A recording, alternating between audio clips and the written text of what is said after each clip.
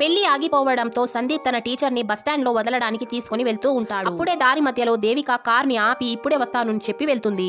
కొద్దిసేపటి తరువాత దేవిక వచ్చి సందీప్ కార్ లో ఉన్న తన పర్స్ ని తీసుకుని వెళ్తుంది.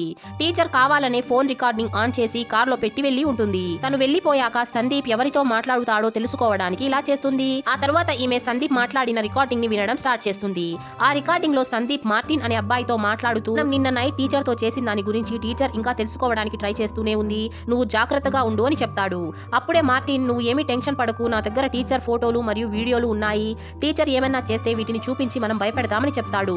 ఇది విన్న దేవిక చాలా ఏడుతుంది. తను ఎవరినైతే మంచి పొజిషన్ లో పెట్టాలని అనుకుందో ఆ స్టూడెంట్సే తనతో తప్పుగా చేశారు అని తెలిసి ఈమె చాలా బాధపడుతుంది. మరోవైపు ఫ్లాష్ బ్యాక్ లో కొద్దిసేపటి తరువాత దేవిక మత్తులోనే బ్యాడ్మింటన్ గ్రౌండ్ నుంచి వెళ్లిపోతుంది. ఎందుకంటే ఆ చాక్లెట్ తిన్నప్పటి నుంచి టీచర్ కి ఏం జరిగిందో అసలు ఏమీ గుర్తుండదు.